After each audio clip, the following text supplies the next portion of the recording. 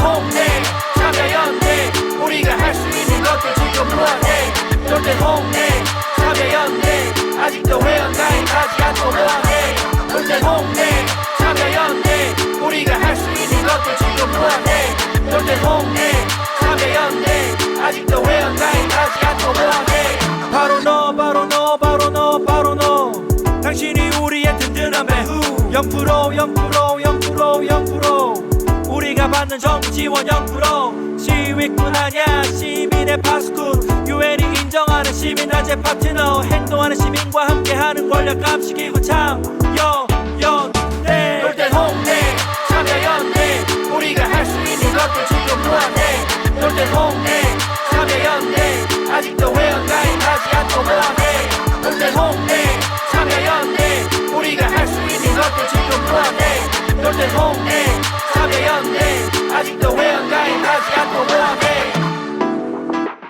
안녕하세요. 참여연대 김승환 간사입니다. 정부 지원금 없이 회원의 회비로 운영되는 참여연대 함께 해주세요. 포털에서 참여연대를 검색해주세요. 전화번호 02-723-4251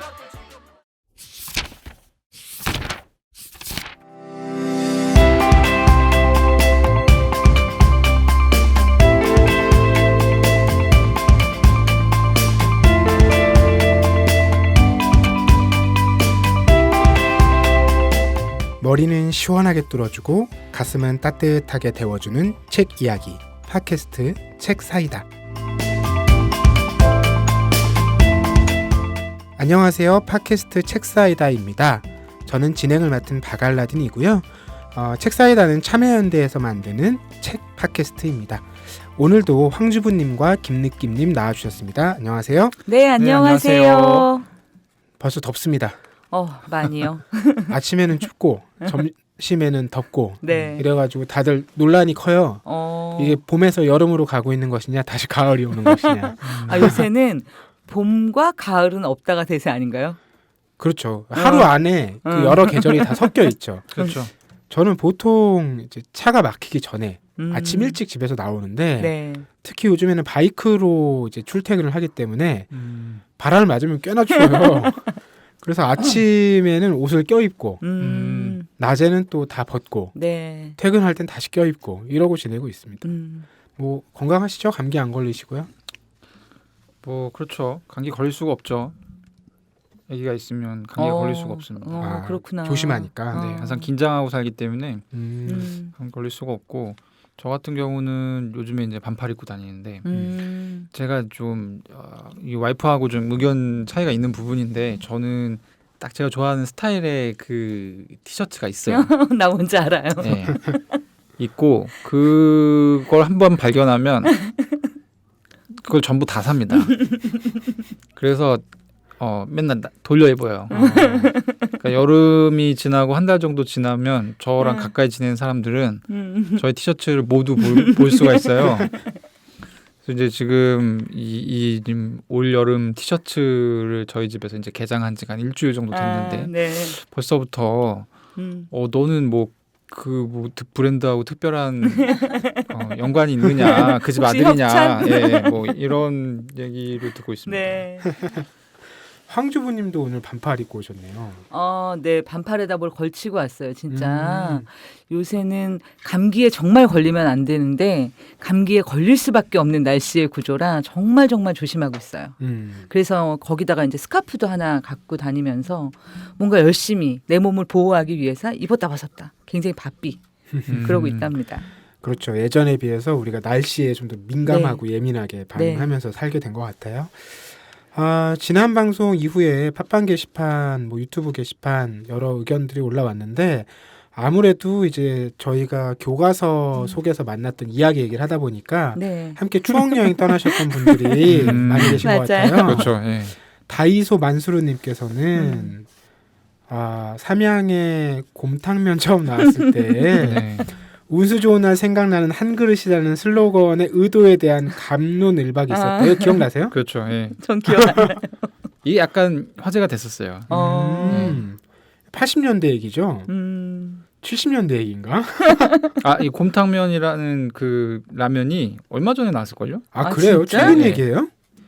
그럴걸요? 오. 네, 최근 얘기예요. 최근 얘기. 몰랐어요, 전혀. 저는 이쪽 라면은 이제 어. 요즘엔 잘 먹지 않는데 예전에 그 사리곰탕면 네. 네네. 뭐 그거만 기억해가지고 사리곰탕면이 워낙 잘 나가서 아, 곰탕면이라는 면이 나온 걸로 알고 있어요. 그렇군요. 아, 그래서 뒤에 이런 설명이 있군요. 음. 운수 좋은 날에 나오는 것은 설렁탕인데 왜 곰탕을 사용했는가?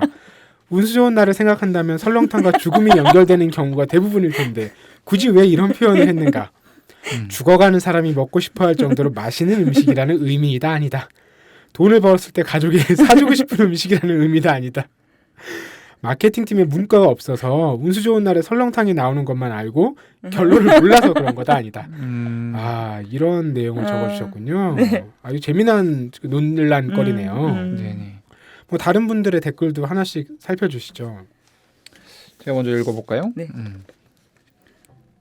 이거는 다이소 만수르님의 그 댓글에 대댓글로 달린 최근에 나온 거라면 워낙 밈이 된 상태여서 좀 무뎌졌다는 생각도 들긴 하네요.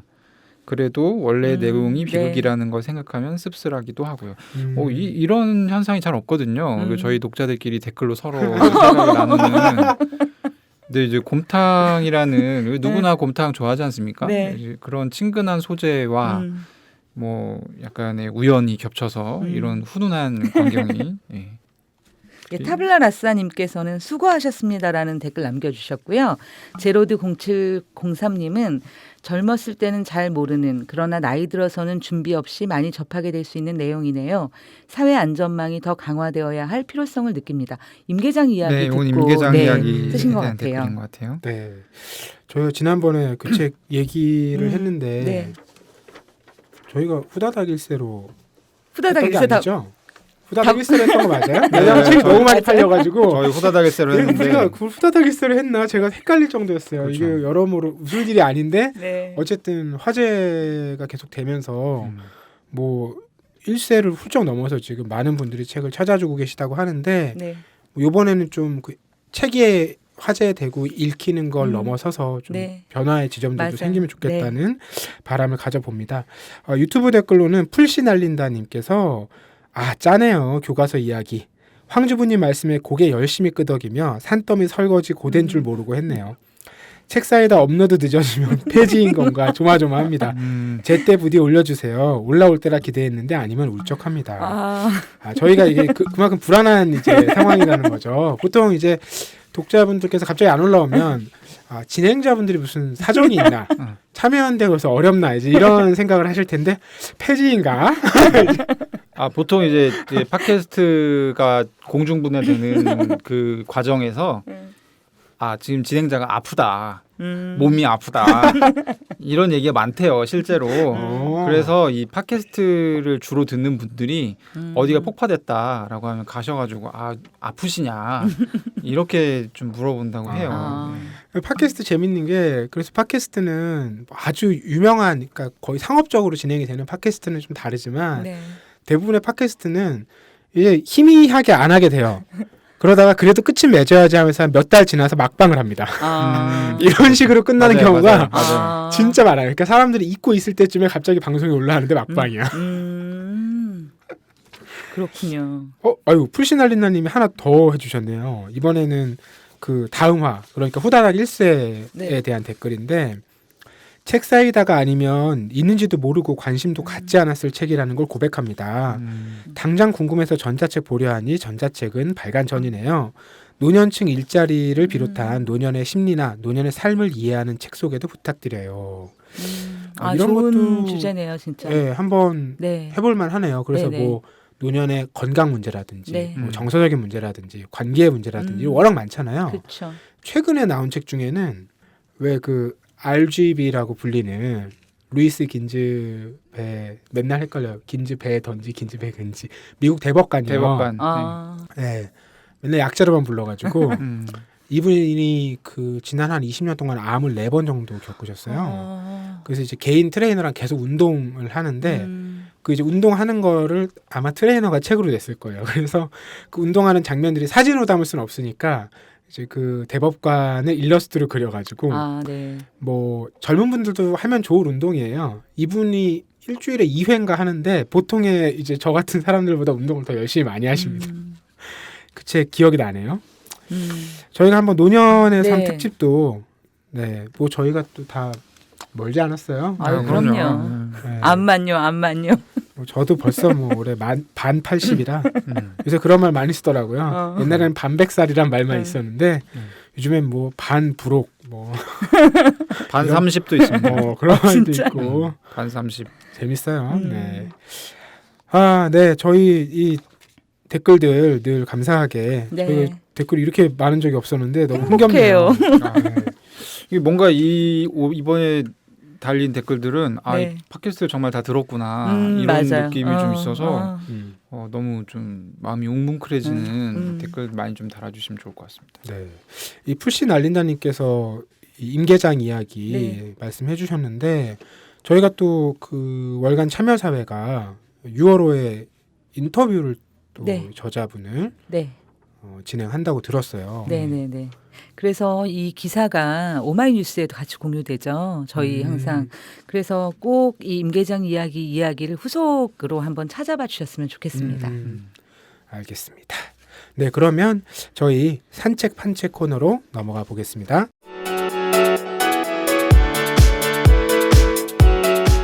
네, 이번 달의 산책과 판책 이야기 나눠보는 시간이죠. 산책 판책 시간입니다. 이 순서를 번갈아 가면서 맡아주고 계신데 오늘은 어느 분 순서죠? 네, 느낌. 오늘은 제 순서입니다. 아하, 이런 책을 가져오시다니. 네.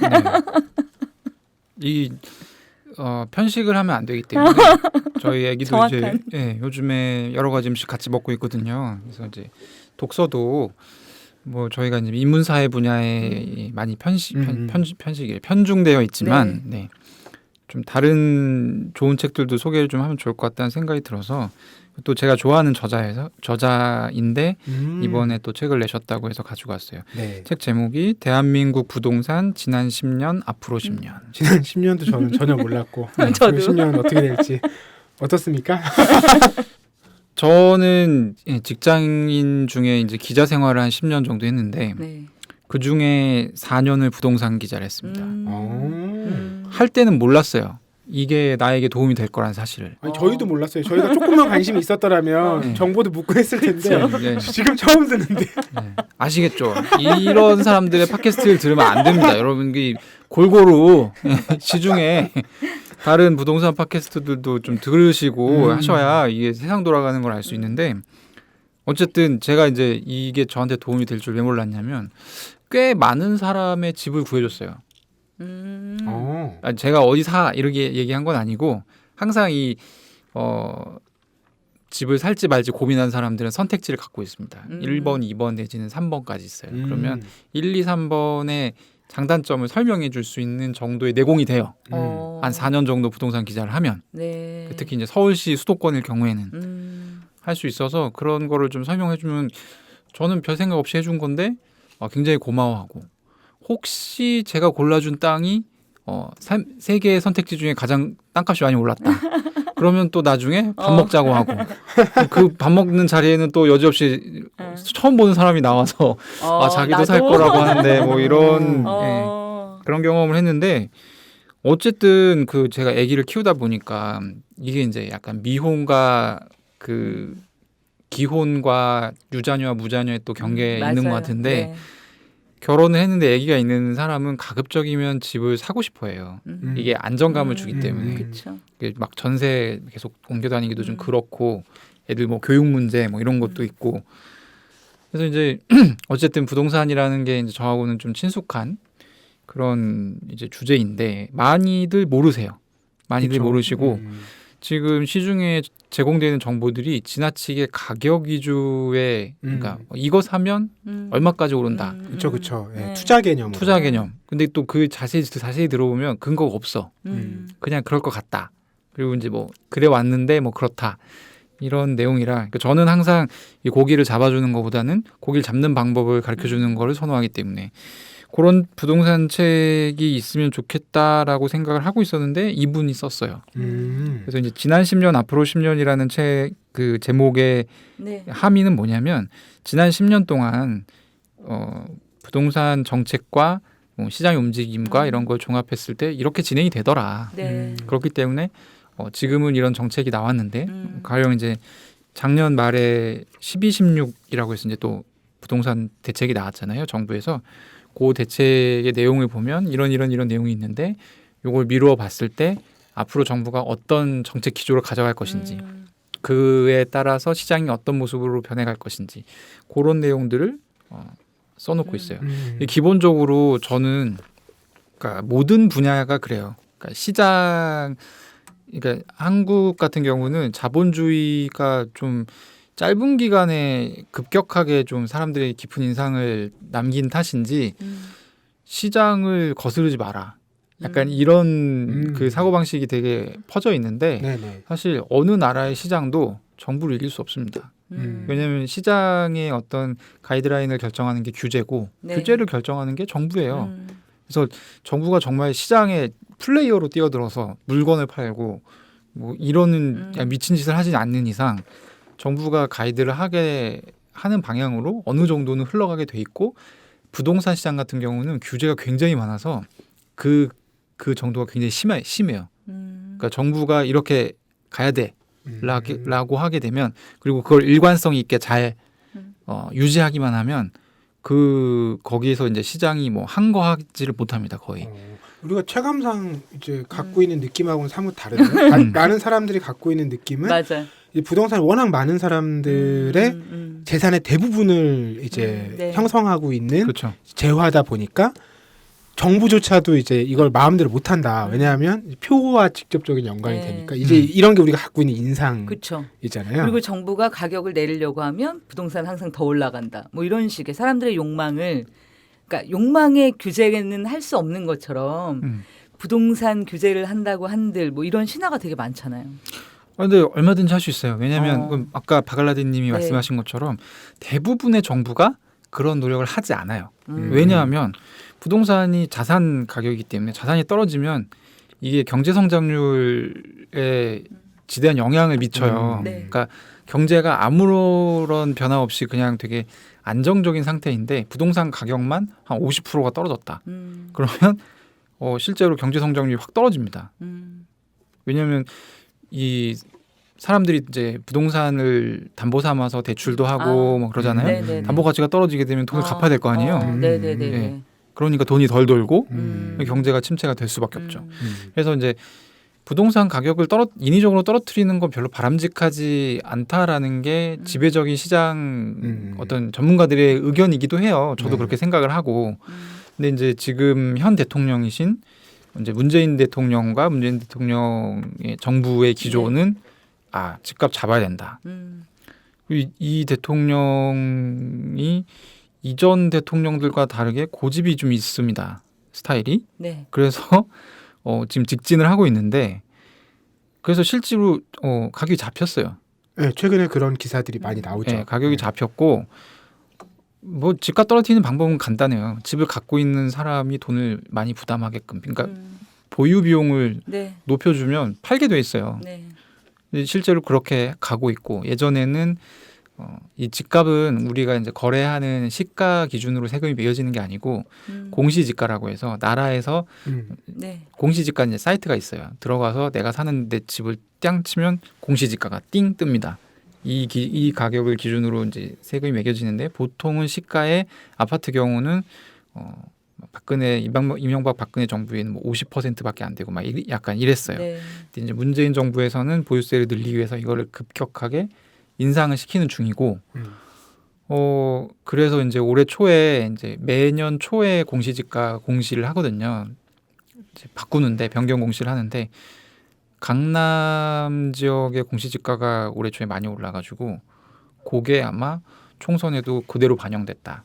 이런 분석이 있었을 정도로 네, 서울에서 지금 강남 3구만 졌잖아요. 네. 여당이. 그런 하여튼 뭐 그래서 부동산은 우리 옆에 있는 얘기기도 하고 당장 뭐 본인이 살고 계신 데가 아파트다.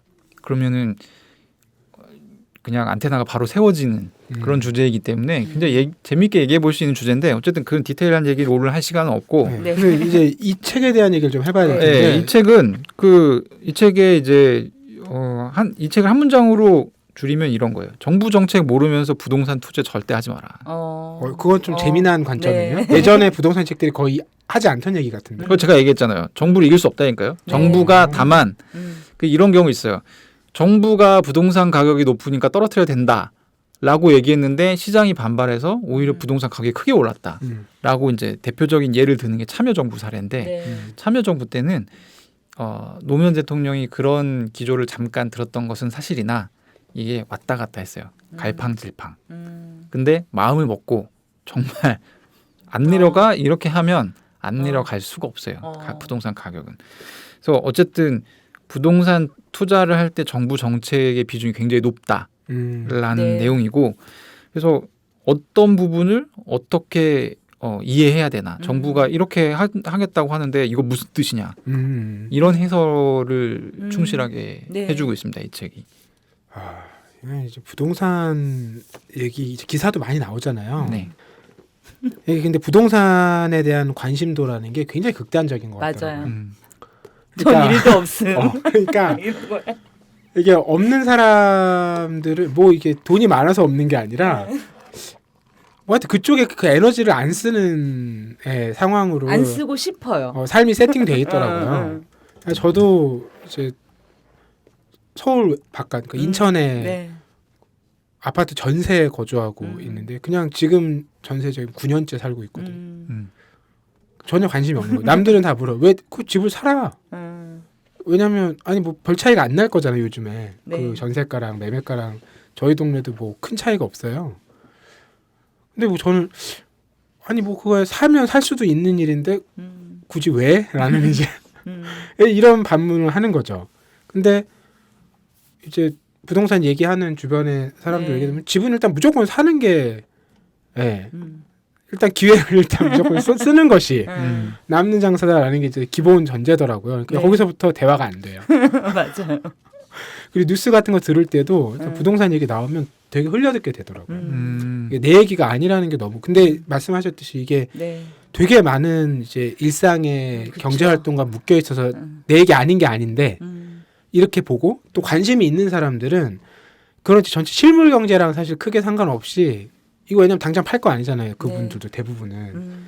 근데 그냥 이제 집값이 내려가는 것 혹은 보유세가 올라 이런 것은 엄청난 압박을 느끼고. 네. 근데 그걸 우리 같이 바깥에 있는 사람들이 보면 아니 이거 뭐 한 30억짜리 아파트 있는데 막 보유세가 뭐 몇백만 원 올라가는 게 정말 집을 팔아야 될 상황인가 이제 이런 생각을 우리는 하는 거잖아요. 그런 데서 감각의 차이가 너무 크긴 크더라고. 그 이제 1년만 생각하시니까 그런 거고요.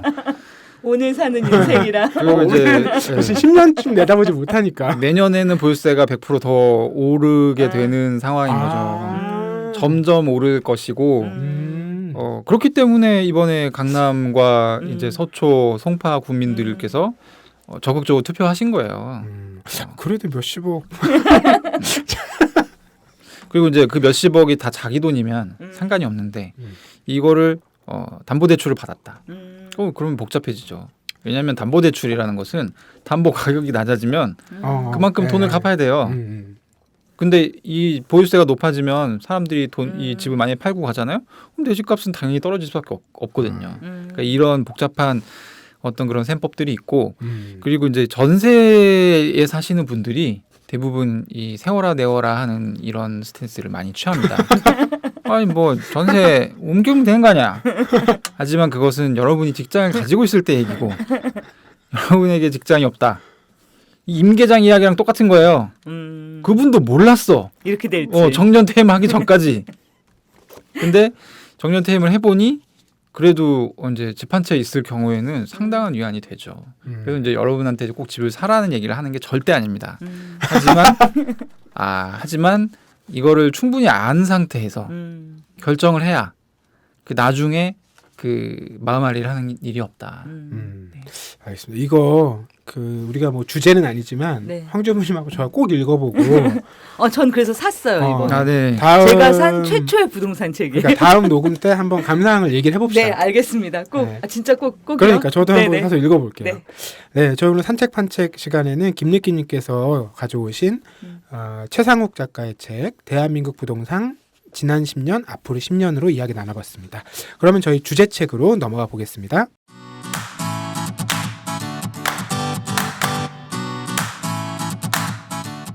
참여연대가 제작하는 책 이야기 팟캐스트 책사이다와 국내 유일의 아시아 전문 팟캐스트 아시아팟 매주 목요일에 번갈아 찾아갑니다. 정부 지원금 없이 회원의 회비로 운영되는 참여연대입니다. 청취자 여러분, 참여연대 회원이 되어주세요. 포털 사이트에서 참여연대를 검색하시거나 참여연대로 전화 주시면 됩니다. 전화번호 02-723-4251입니다.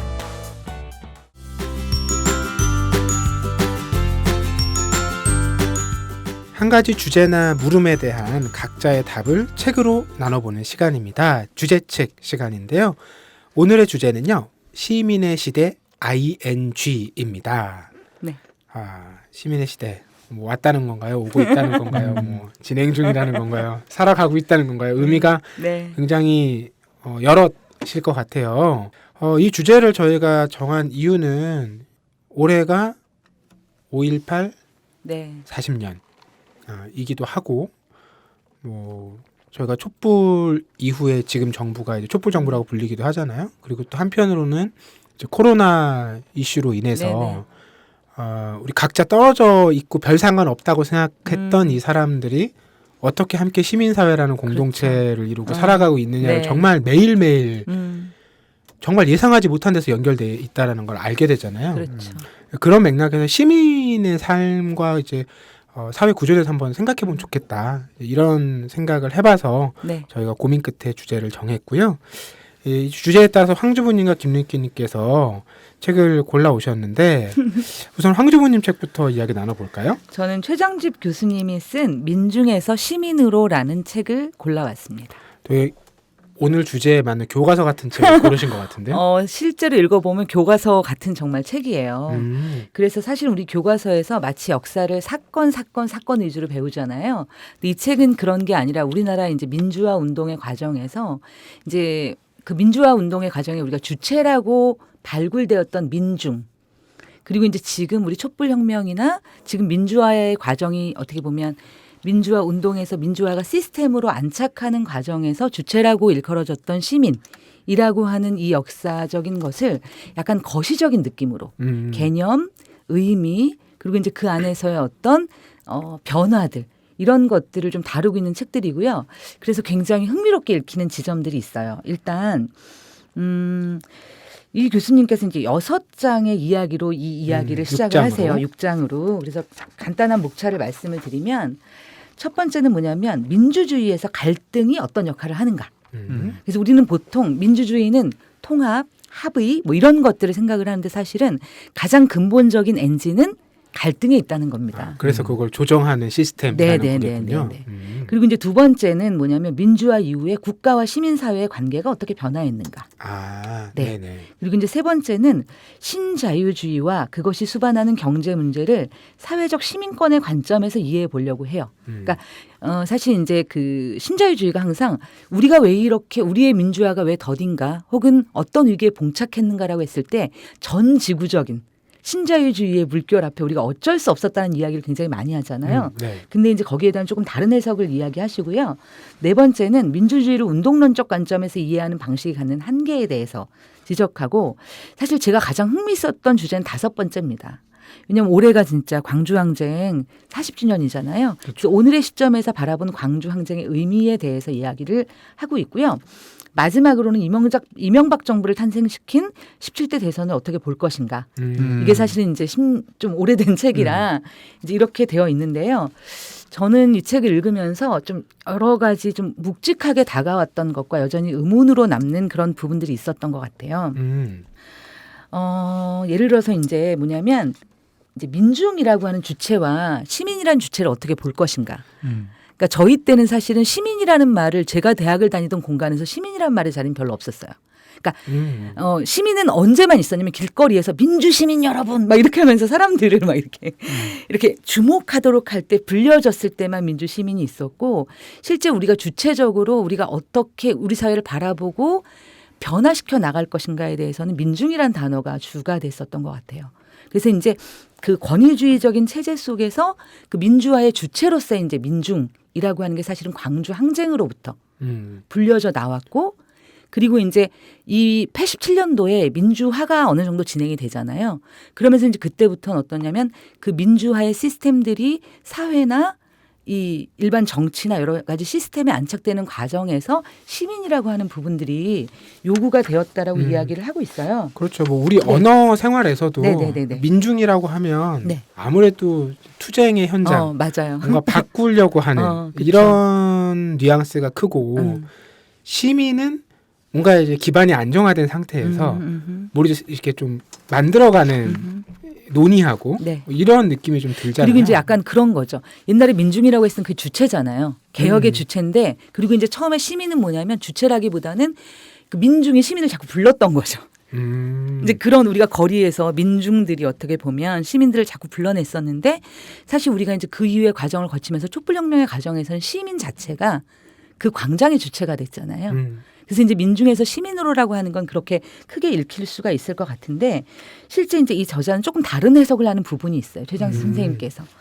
뭐냐면 그 영국의 사회 이론가 이제 마셜이라는 분의 논의를 좀 가져오시는데 네네. 이제 시민권이 커다랗게 3단계로 누진적으로 발생을 했다는 거예요. 시대 흐름에 따라서. 네네네. 예를 들어서 18세기에는 그냥 그러니까 가장 고유한 우리가 인간이 태어나면 가지는 시민적 권리. 존엄 이런 그쵸. 것들. 존엄, 뭐 재산권 뭐 네네. 이런 어떤 권리. 그다음에 이것이 이제 19세기가 되면 정치적 권리. 아 이건 뭔가 참여하고 그다음에 이제 뭐냐면 실질적인 투표권을 네네. 가지게 되고 이런 참정권. 권리. 그죠. 그다음에 20세기에는 사회 경제적 권리. 음. 그래서 뭐냐면 우리가 흔히 그걸 복지라고만 생각을 하는데 복지라기보다는 뭐냐면 최소한의 인간다운 삶을 요구하고 실제로 그걸 누릴 권리라고 보는 게 맞는 것 같고요. 지금도 우리도 요 단계 정도에 그렇죠. 있는 거겠네요. 네네. 근데 이제 한국 사회를 보면서 이러한 권리들 중에서 한국 사회가 사실은 사회적 시민권의 개념이 거의 존재하지 않는다. 그러니까 어떻게 보면 정치적이나 이런 부분에 대해서는 우리가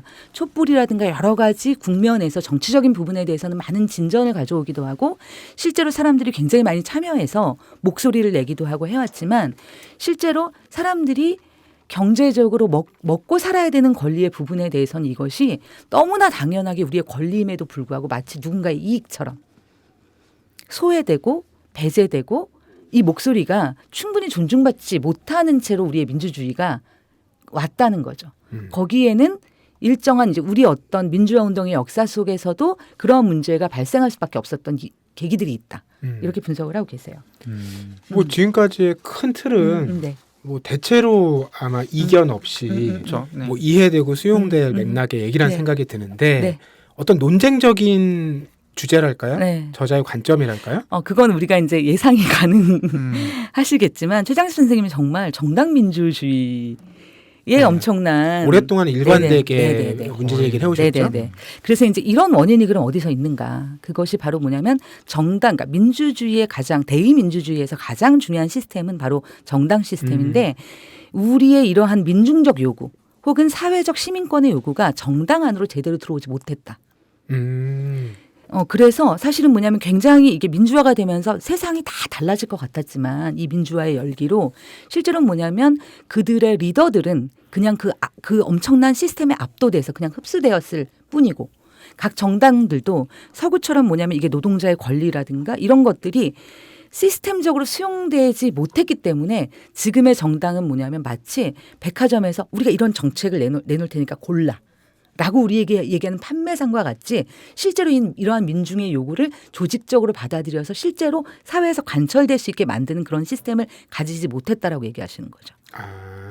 네. 그러니까 뭐 최근에 그런 용어도 쓰잖아요. 그 정치에서의 어떤 소비주의, 뭐 그런 맥락하고도 좀 연결이 될 수 있겠네요. 네네네. 이 정당 얘기 꾸준히 이렇게 말씀을 해오시고 주장이 되는데 이게 그 학계에서 이야기되는 것에 비해서는 네. 이제 보통의 시민들은 덜 가깝게 받아들이는 것 같다는 느낌을 저는 네네네네. 받거든요. 뭐 김느낌님도 그렇게 생각하시나요? 저는 최장주 교수님을 별로 좋아하지 않기 때문에 아니 뭐 개인적인 연은 없으시니까 정당 민주주의를 지금 한 20년째 밀고 네. 계신데 처음에 그 책이 뭐였죠? 민주화 이후의 민주주의인가? 네네. 예, 그 책이 맞습니다. 나왔을 때는 굉장히 센세이션이 있었어요. 그래서 저 맞는 얘기인 것 같다. 근데 그 담론이 지금 거의 발전이 안 되고 있는 상황이고 그리고 이제 이때만 해도 이 책이 나올 때만 해도 그때 저희가 막 새내기 때 세미나하고 할 때 그 책 많이 읽었어요. 그렇죠, 그렇죠. 지금 오늘 소개하신 책이 나왔을 때만 해도 한국 그 정당의 진성 당원이 별로 없을 때요. 돈 내는 당원이 별로 없을 때인데 지금은 꽤 생겼어요. 그렇죠. 그때보다는 그때보다 나아졌죠. 한결 나아진 상태고 그러니까 지금은 또 최장직 교수가 생각이 약간 다를 수 있어요. 제대로 가고 있다. 뭐 네. 이런 평가를 내리실 수도 있고. 근데 이제 조금 있다가 이제 제가 갖고 온 책에서 이제 약간 그 비슷한 얘기를 하는데 사고 방식이 되게 다르거든요. 그게 되게 저는 재밌었는데 네. 어쨌든 그러니까 잘 이해가 안 가는 부분은 뭐냐면 정당에 왜 그 시민의 목소리가 포섭되지 못했다라고 표현하는지 잘 이해가 안 가요. 그거는 시민이 뭐 뜻이 많은 사람들끼리 모여가지고 강력한 정당을 만들면 되는 문제거든요. 근데 왜 기존 정당에 기존 정당에서 당연히 시민의 목소리를 받아들여야 함에도 불구하고 그러지 않고 이 리더라는 놈들이 백화점식으로 지들이 뭐 이런 것 중에 골라봐 지금 황조부님이 네. 얘기하셨듯이 그런 식으로 대응하느냐 그러면 그게 싫으면 시민이 나서서 변화를 추동할 수 있거든요. 근데 최 교수님께서 최 교수님께서 얘기하시는 네네. 건 묘한 약간 책임전가 내지는 책임 회피의 저는 느낌을 좀 많이 받아서 그런 부분이 조금 개인적으로는 아쉬워요. 저는 이제 이 책 읽으면서 좀 고민이 사실 됐던 점이 있어요. 뭐냐면 제가 이제 이 민주화 운동의 세대를 살아왔던 네네. 어떤 사람으로서 저도 어떤 정당의 진성당원이 아닌 거예요. 그렇죠. 사회 변혁을 분명히 바랬고 그 에너지가 굉장히 뜨거웠는데 나는 왜 어떤 정당에도 가입하지 않았고 단 한 번도 없으시죠? 네. 당적을 가지신 적. 단 한 번은 아니고 그래요? 있긴 했었어요. 저 얘기가 재밌겠는데 굉장히 창피하시는데요. 아니요. 어디죠? 아니 그리고 심지어 그때는 뭐냐면은 부끄러운 얘기인데 갑자기 부끄러운 얘기라고 하니까 너무 갑자기 부끄러워하시는데요? 공격이 될 것 같은데. 아니 그러니까 뭐냐면 마치 이제 그 당비를 후원비처럼 낸 거죠. 아니 뭐 그런 경우 많죠. 그런 경우 많죠. 네. 지금도 많아요. 근데 이제 사실은 제가 거기에 100% 동의하거나 이런 게 아니었는데 정말 이렇게 어려운 친구를 돕는 마음으로 그러면서 이제 이 책이 이제 저의 어떤 그런 시민으로서의 나의 삶과 이 책을 계속 반추하게 되면서 한편으로는 굉장한 불쾌함, 어떻게 보면 나의 어떤 삶에 대한 너는 네가 그 중에서 열심히 에너지 있게 부르짖었을지 모르겠지만 너의 삶에서 민주주의를 얼마나 제도화하고 이 사회가 실제로 바뀌는데 어떤 기여를 했어라는 물음 앞에서 나는 내가 살아왔던 이 과정을 어떻게 설명해야 하나 이런 어떤 난감함과 네네. 약간 그런 걸 느끼기도 했고 또 한편으로는 그럼 내가 왜 정당 활동을 하지 않았을까에 대해서 사실 일종의 정치 혐오가 있었던 것도 사실인 것 같아요. 정당이라는 것 자체에 대한 일종의 혐오. 그 한국 사회에 되게 폭넓게 퍼져 있죠. 네. 그리고 이제 어쨌든 우리가 투표할 때마다 전략적 투표를 했던 수많은 역사적 과정에서 내가 지지하는 당과 어떤 이런 네네. 내가 현실에 찍는 당 사이에서의 굉장히 어떤 많은 것.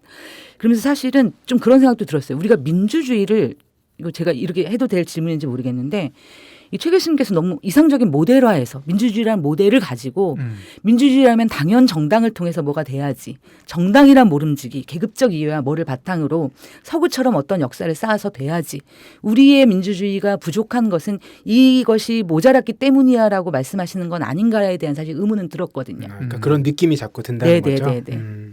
그리고 예를 들어서 우리가 그럼 촛불혁명의 과정이 예를 들어서 그 정당에 대한 시스템적 의지가 아니고 예전에 87년이 어떻게 보면 우리 손으로 헌법을 개정해내지 못했잖아요. 소수의 엘리트들이 나름대로 그 당시 어떤 그걸 만들어냈지만 지금 우리가 촛불혁명의 과정이 정리되는 과정에서 우리가 우리의 에너지를 지금도 저는 이 코로나 사태에 우리의 대응은 촛불의 대응과 다르지 않다고 네네. 생각하거든요. 저는. 근데 이런 부분이 과연 민주주의에서 정말 정당이라는 게 예전만큼 큰 몫일까? 그 시스템화라고 하는 부분이. 다른 시스템에 대한 가능성이나 이런 것들이 물론 약간 이게 옛날 책이기도 해서 그렇긴 한데 그런 의문들이 계속 떠올랐어요. 저는 사실은. 뭐 이런 측면도 있죠. 네. 이건 최장희 선생님의 논의와 무관하게 네네. 이제 가져보지 못한 것에 대한 아쉬움이라는 것도 늘 한켠에 우리가 있는 것이기 때문에 네. 그런 문화 자체를 네. 사실 뭐 정당 가입 이런 얘기 했지만 네. 정말 우리가 어떤 정당이 음. 내 편이고 음. 나랑 같이 어떤 것들을 공유하고 내가 거기 힘을 보태고 음. 이런 교육이나 이제 경험 자체가 극히 드물잖아요. 네. 우리 청소년 정치 참여 부분도 굉장히 제약이 많고 네네. 그런 것들과 연관해서 네. 뭐 그런 생각도 들어요. 가져보지 못한 어떤 음. 상황에 대한. 저는 이게 되게 오래된 생각인데 저는 약간 진보 성향의 음. 정치인들을 별로 안 좋아하거든요. 안 좋아하는 가장 큰 포인트가 뭐냐면 이 사람들은 공통점이 하나 있어요. 뭐해? 자기의 생 안에 자기가 원하는 진보를 이루려고 해요. 네. 그러니까 만약에 그 진보의 어떤 상태가 사회 진보의 어떤 음. 상태가 정말 본인이 꿈꾸는 것이라면 그거 꼭 자기가 이룰 필요 없잖아요. 자기가 주춧돌을 놓는다든지 뭐 계획을 세운다든지 점진적으로 해서 결국에 뭐 언제 빠르면 좋겠지만 늦더라도 꼭 그쪽으로 방향성을 가지고 가서 결국에는 그걸 쟁취해 내는 게 저는 더 중요하다고 생각하는데 한국의 진보 정치인들은 하나같이 그걸 다 자기 생 안에 이루려고 해요.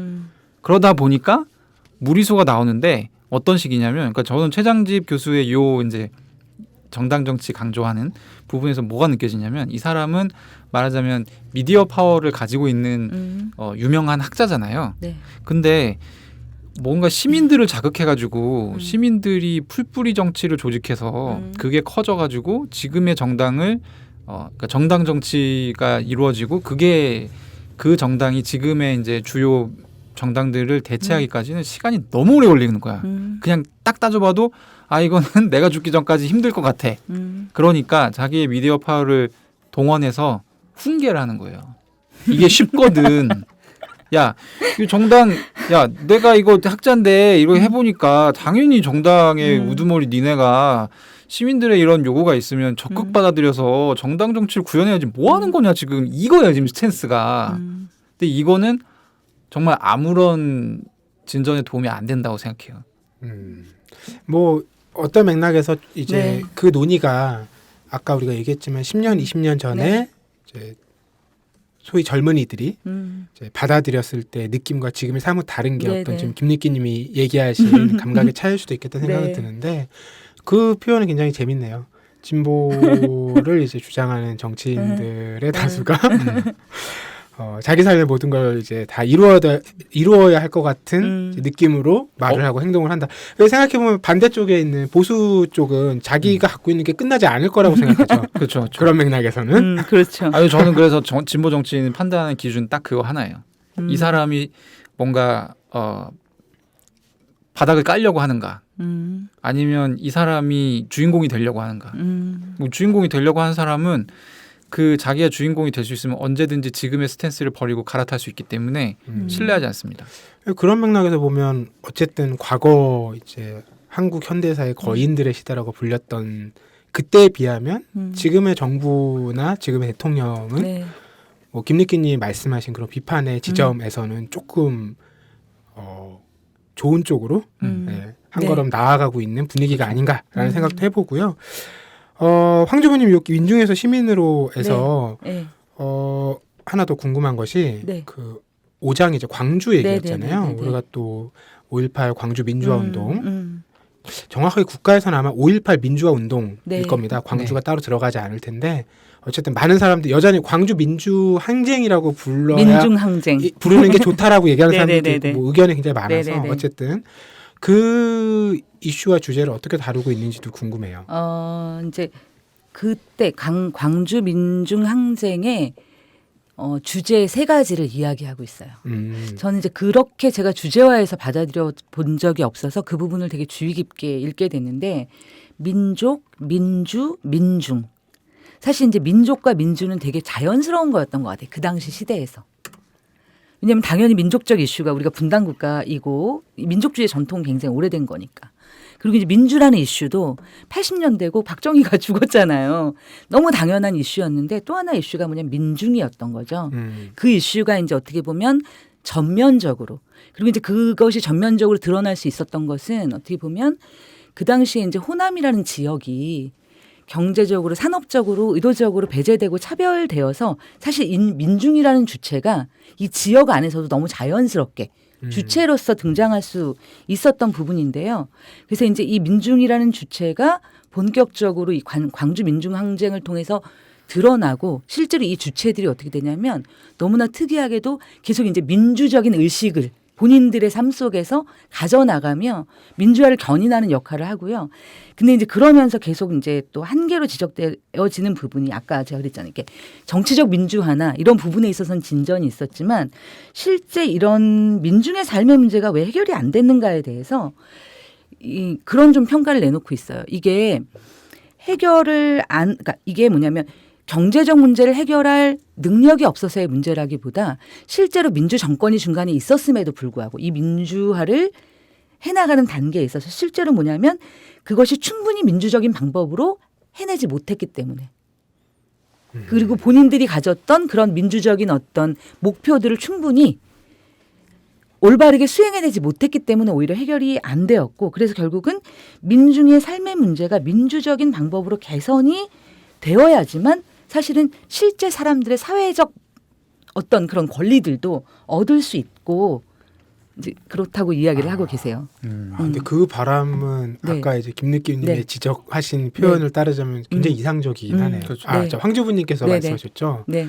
그 들으면서도 지금 맞는 얘기인데 그게 되게 현실에서 그런 사례가 이루어질 수 있는 것인가라는 물음표가 생기긴 하네요. 네네. 그래서 진짜 저 고뇌하면서 읽었어요. 왜냐하면 책이 어렵진 않아요, 솔직히. 왜냐하면 개념들이나 이런 것들이 그리고 계속 반복적으로 이야기가 네네. 되니까 이해하는 데는 쉬운데 굉장히 고뇌하게 되는 거예요. 그 한 절 한 절들을. 좋은 책이네요. 네. 그리고 이제 정말 노무현 정부 때 어땠어야 됐을까 그러면. 김대중 정부 때 정말 그럼 나의 스탠스가 어떻게 했어야 됐을까. 이제 구체적으로 이렇게 읽어나가다 보니까 사실은 그래서 저에게 더 정리가 안 되는 것 같아요. 그러니까 책 자체는 굉장히 심플한데 제 마음에서 정리가 안 되는 거예요. 야 정말 좋은 책이네요. 책을 잘 고르셨네. 저도 이 책이 굉장히 좋은 책이라고 생각해요. 왜냐하면 네. 이분이 20년째 똑같은 얘기를 하고 있다는 얘기는 뭐냐면 아무도 거기에 대해서 이렇다 할 이의를 제기하고 있지 않은 거거든요.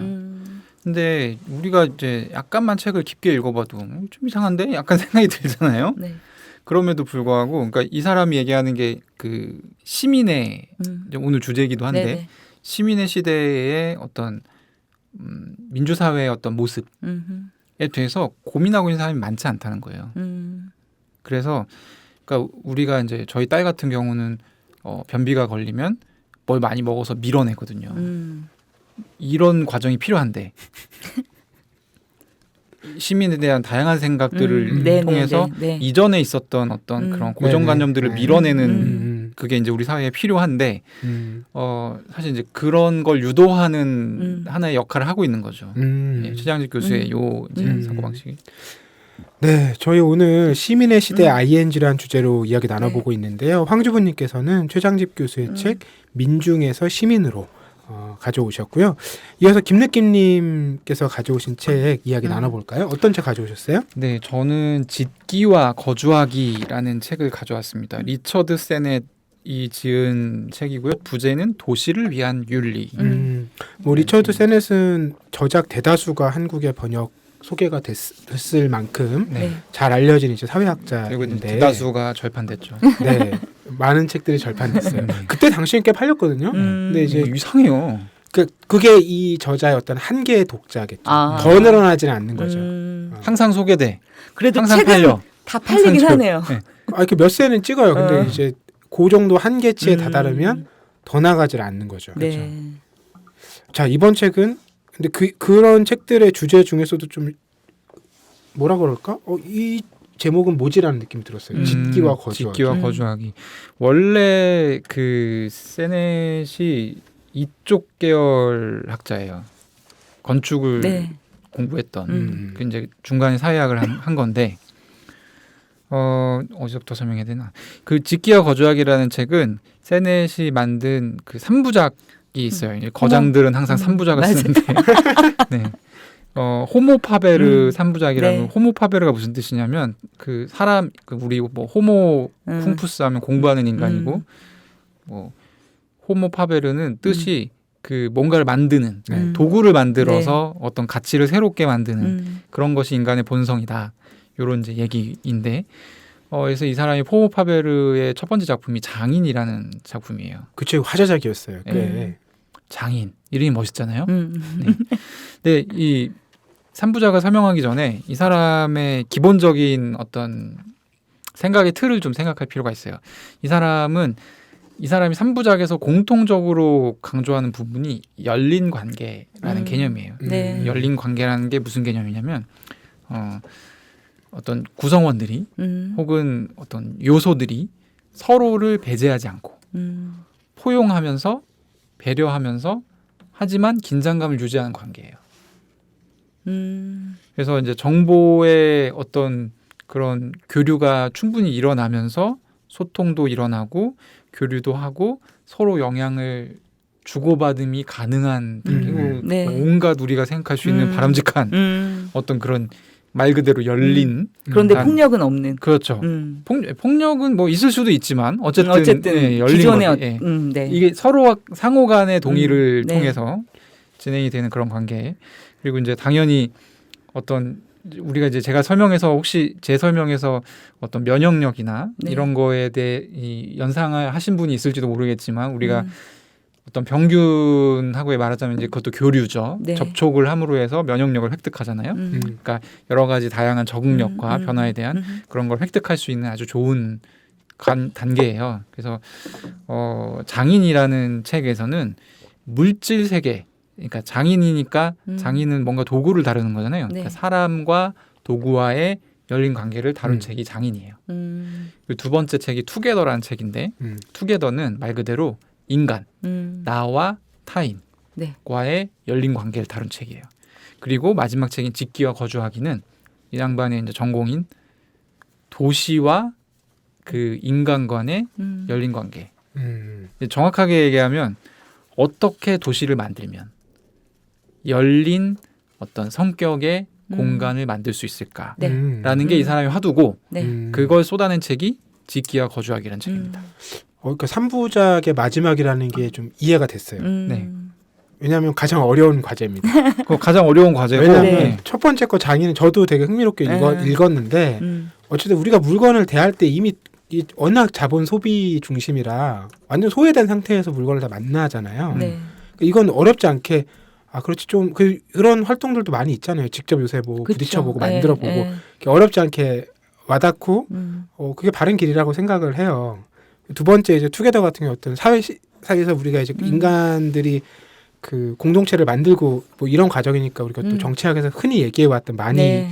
그러니까 구체적인 현상과 거리가 있어도 상상해 볼 수 있는. 근데 세 번째는 이제 어떤 도시에 직접 모여서 살면 우리가 머리로 알지만 뭐 예를 들면 아주 심플하게 얘기하면 층간 소음 같은 거. 살다 보면 벌어질 수 있는 네. 얘기고 나도 아랫집에 줄 수 있는 일이고 이렇지만 내가 당할 때는 참기가 어려운 뭐 이런 것들이잖아요. 이걸 해결해 주는 건 아니지만 이제 이런 걸 이제 풀어보자는 얘기가 그렇죠. 너무 어려운 얘기죠. 굉장히 큰 주제이고 네. 그런데 역시 이제 세넷 정도 되면 대가의 반열에 오른 사람이기 때문에 이 책 한 권을 띄고 나면 어렴풋이 무슨 얘기하는지 알겠다. 어렴풋이. 이게 잡힙니다. 네. 그리고 이제 이 이해도는 앞전에 장인과 투게더를 좀 신경 써서 읽은 독자라고 하면 더 상이 뚜렷하게 잡히죠. 네. 특히 이제 장인이 굉장히 중요한 책인데 장인이 어떤 물질과 정신과의 열린 관계를 다룬 책이라고 아까 설명드렸잖아요. 네. 예를 들면 우리가 이제 장인이라고 하는 사람들은 좀 이런 이미지가 있잖아요. 갑자기 어두컴컴한 방에서 촛불 하나 켜놓고 뭔가 망치하고 대화를 하는 거예요. 평범한 사람들은 이 대화를 이해할 수 없어. 그러니까 이 열린 관계라는 네. 건 서로 그만큼 인터랙션이 주어진다는 음흠. 거고 저는 이 장인이란 책을 보면서 사실 장자에 나오는 그 포정이라는 사람이 떠올랐는데 그 소를 이렇게 뭐라 그러지 도축하는 사람이에요. 네. 아, 그쵸. 네, 굉장히 작은 칼을 가지고 음. 하는데, 그러니까 이 작은 칼이 전혀 날이 상하지 않고 굉장히 신속하게. 그래서 이게 어떻게 가능한 거냐?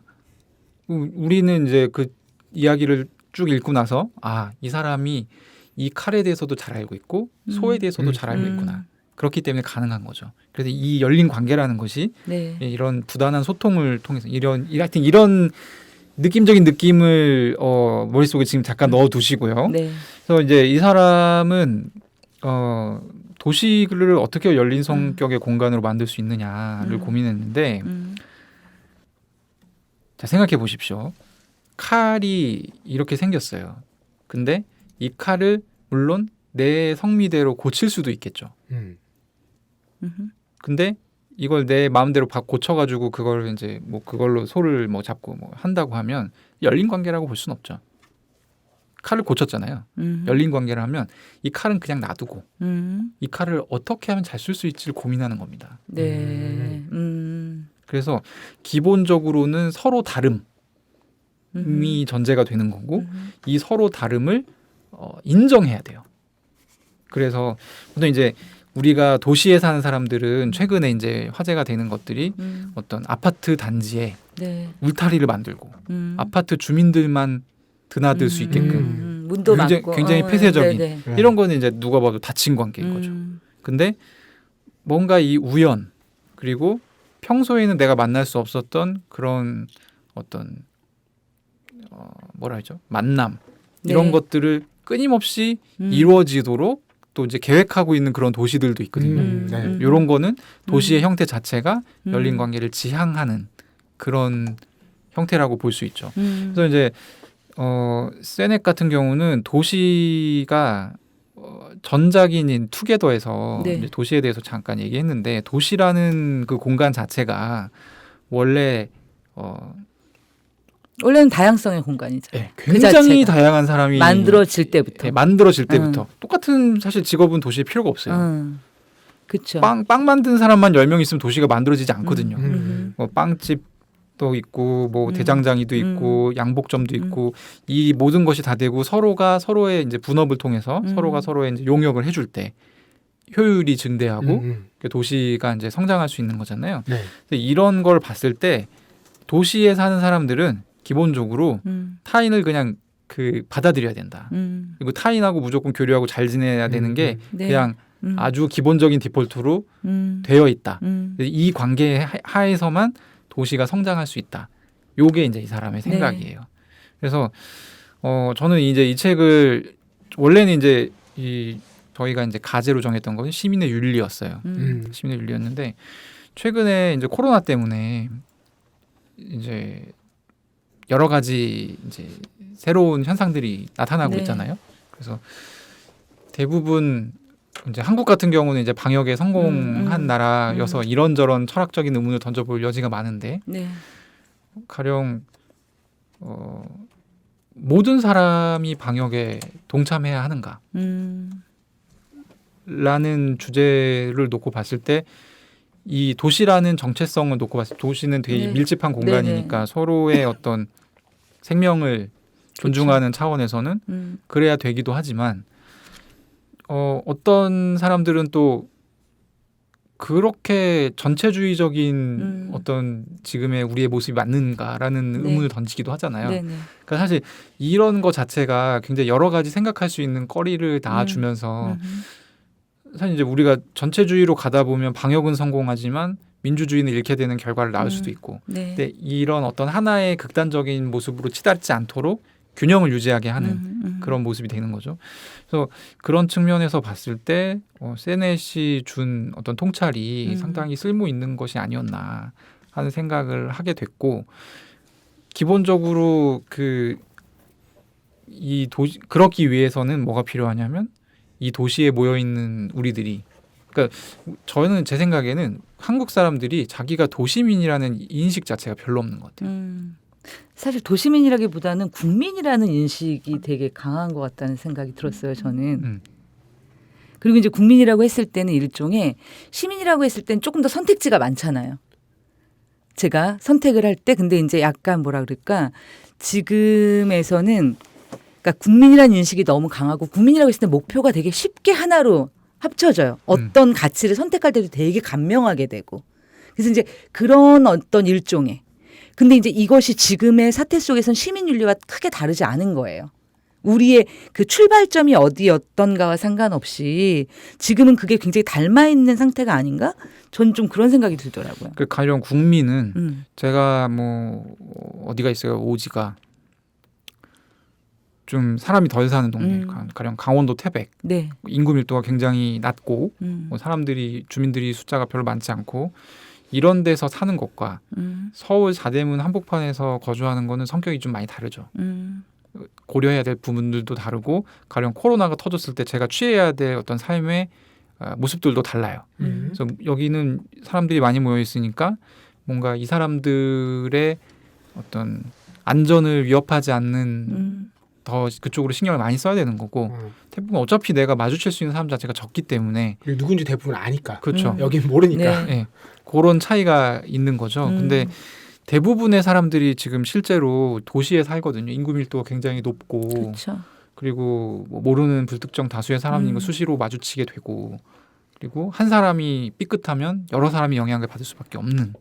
근데 이제 그런 인식 자체가 좀 부족하기 때문에 사실 시민의 윤리 그리고 이제 아까 황주부님 앞전에 얘기하셨던 어떤 시민으로서의 자각 이런 네. 부분들에 대한 생각으로 진행이 되지 않는 게 아닌가라는 생각이 저는 들었고, 그래서 저희가 이제 좀 같이 생각해 볼 필요가 있는 주제인 것 같아요.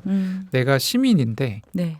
시민이라는 원래 이제 기원 자체가 모여서 사는 사람들이고 우리는 서로를 그냥 무조건 인정을 해야 되는 타인에 대해서 인정을 하고 그리고 타인이 있음으로 해서 나의 삶이 유지될 수 있다는 거를 명확하게 그쵸. 이해해야 되는 그런 성격의 사람들이잖아요. 실제로 보면 그 중세에 비슷한 사례가 있어요. 중세에 흑사병이 터져가지고 농노들이 다 죽으니까 그 장원제인가요? 네. 그게 이제 붕괴했잖아요. 네. 일할 사람이 없어서. 네.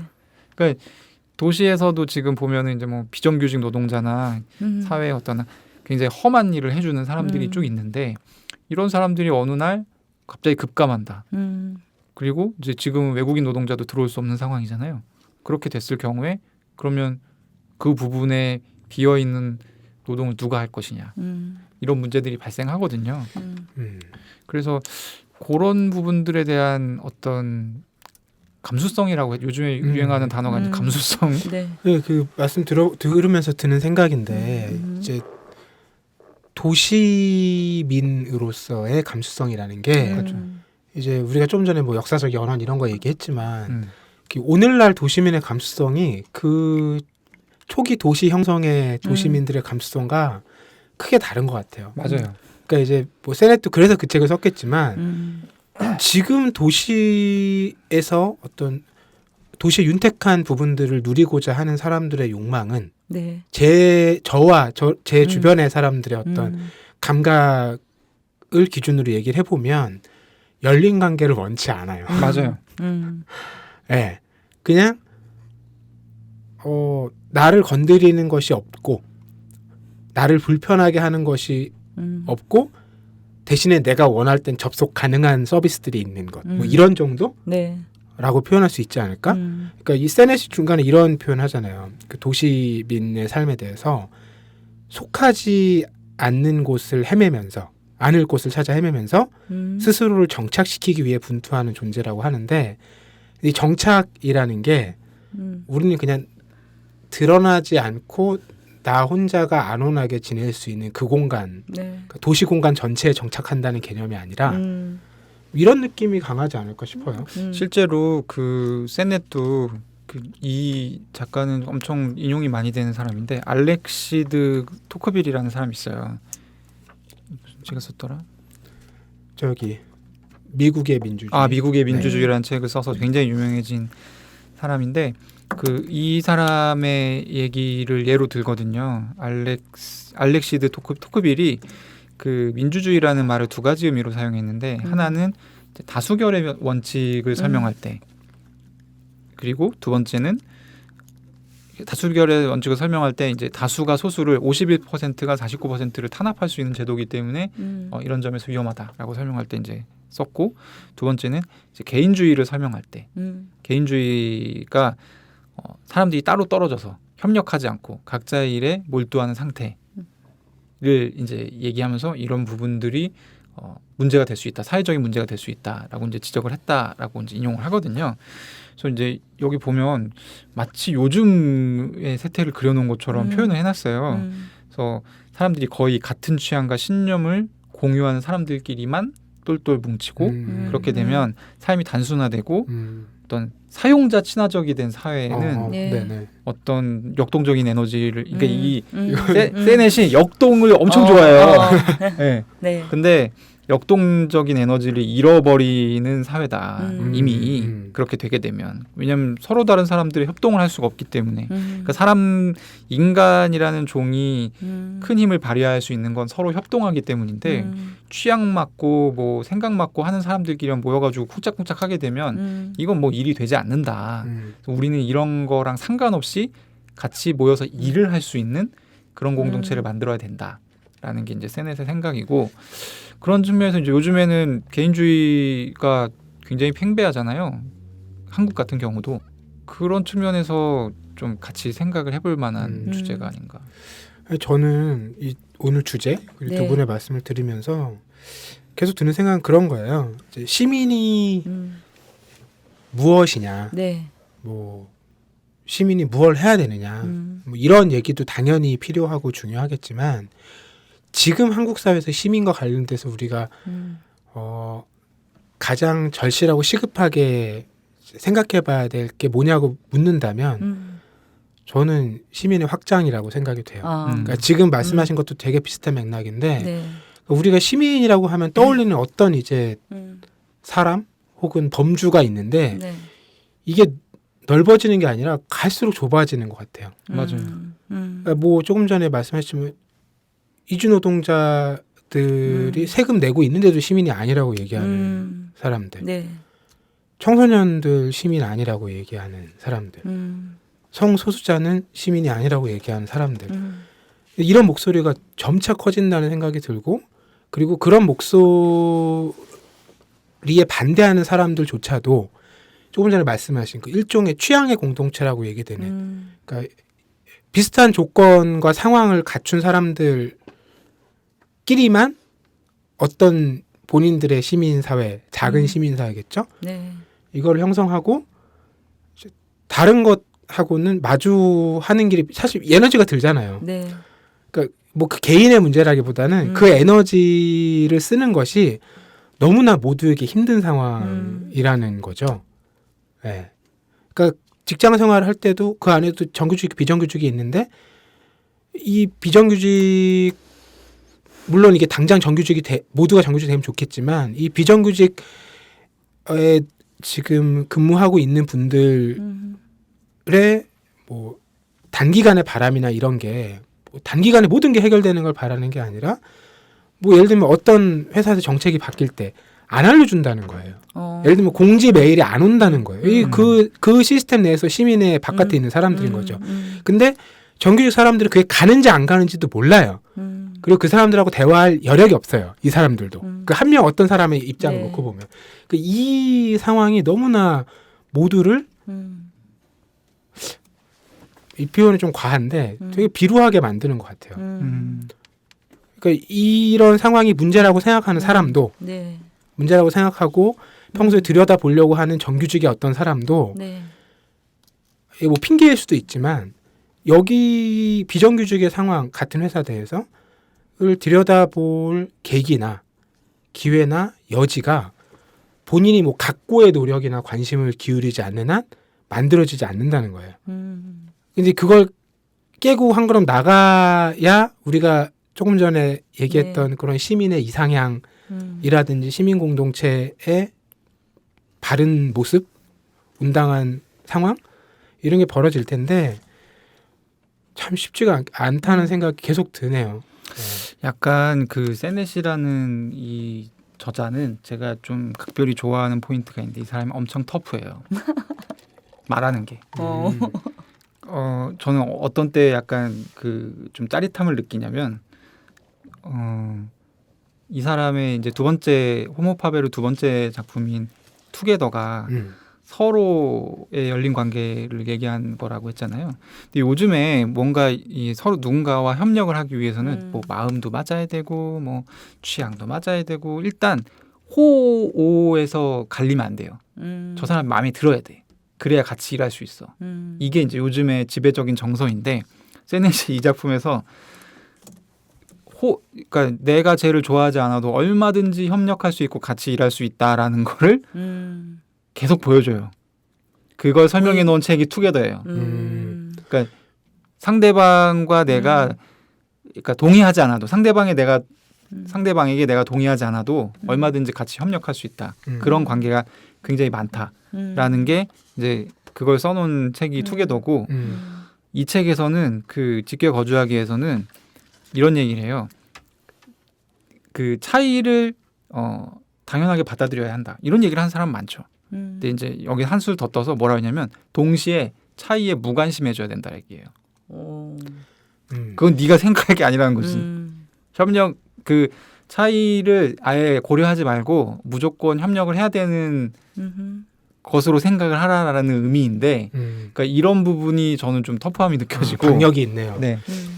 저는 조금 전에 그 얘기 덧붙이면 네. 이 결하고 맞는지 모르겠는데 그래서 제가 이제 힘든 걸 그냥 힘드니까 못한다 얘기가 아니라 네. 그래서 제가 생각하는 건 공통으로 주어지는 걸 늘려야 된다는 생각을 자꾸 하게 되는 거예요.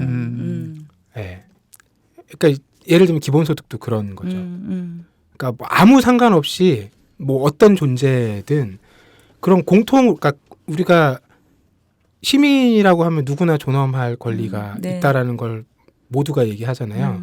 그게 구체적인 현실에서 공통으로 주어지는 무언가가 늘어나면 늘어날수록 뭐 이제 차이 얘기를 했지만 그것에 대해서 에너지를 사실 덜 쓸 수 있거든요. 그렇죠. 되게 기술적인 방법이네. 네, 그래서 그런 생각을 자꾸 하게 돼요. 기본소득을 계속 생각하는 이유도 이걸 하나하나 되게 강론으로 들어가면 너무 이제 그러니까 개인은 되게 비루해져요. 가끔씩 그런 고민을 하다 보면 네. 이런 상황에 놓이고 그 사람이 비참해지잖아요. 뭐 해보려는 사람들이 자꾸 네. 이런 상황에서 좀 벗어나려면 어쨌든 공통으로 모두가 향유하는 것들이 혹은 모두에게 주어지는 기회가 좀 커지면 나아지지 않을까라는 좀 바람을 계속 가져봅니다. 이건 약간 잡설인데 요즘에 제가 쓰고 있는 글 중에 에어팟 프로에 대한 글이 있어요. 뭔가요? 에어팟 프로가 엄청 히트했어요. 네, 그렇죠. 근데 가격이 한 개당 한 30만 원 정도 되거든요. 그렇죠. 네. 이거는 저는 이어폰 덕후임에도 불구하고 에어팟 프로를 안 샀어요. 처음에 너무 비싸서. 왜냐면 들어보니까 30만 원 정도 할 건 아닌데 라는 생각이 들더라고. 근데 이거를 사람들이 너나 할 거 없이 막 사재 끼는 걸 보고 도대체 이건 뭔가 내가 사서 확인을 해봐야 되겠다. 막귀라는 애들이 내가 막 이어폰 추천해주면 야 나 막귀라서 어차피 이런 애들이 이걸 막 사. 그래서 그걸 연구했어요. 연구해서 이제 지금 글을 거의 다 썼는데 네. 이제 블로그에도 올릴 건데 네. 제가 찾아낸 이유가 뭐냐면 뭐예요? 에어팟 프로는 막귀도 이 이어폰이 다르다는 걸 느낄 수 있게 해줘요. 노이즈 캔슬링이라는 기술이 있거든요. 그걸 켜면 주변의 소음이 안 들려요.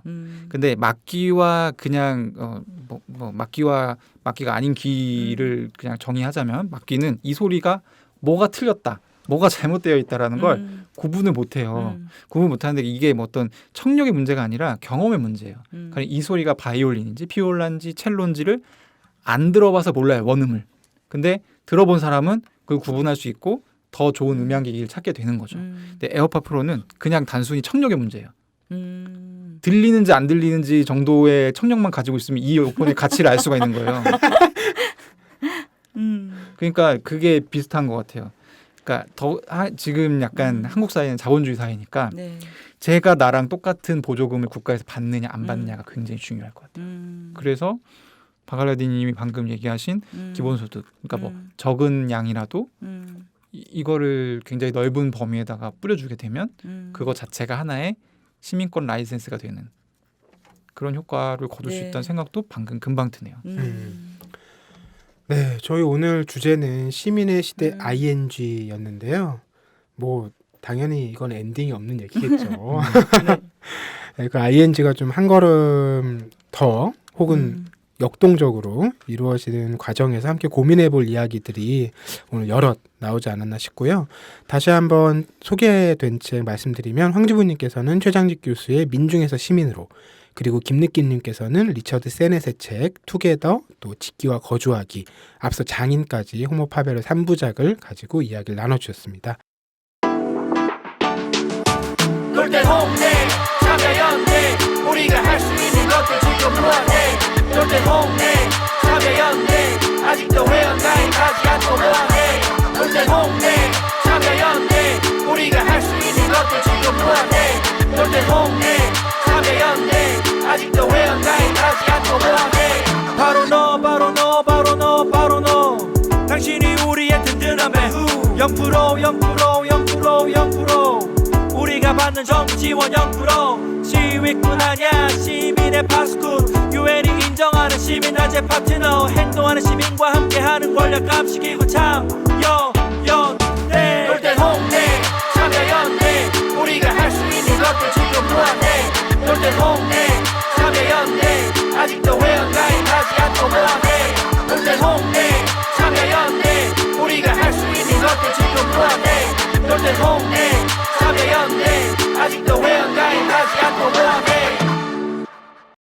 아, 오늘 뭐 긴 이야기를 나눴는데 고민거리가 더 많이 쌓이는 걸 보니까 좋은 시간이 아니었나 생각하게 되고요. 청취자분들께서도 오늘 저희가 나눈 주제들 관련해서 또 함께 나누고 싶은 의견들 있으시면 댓글 남겨주시고 저희가 댓글 또 추첨해서 선물 보내드리고 있는데 조만간 또 정리해서 공지도 하고 책 보내드리겠습니다.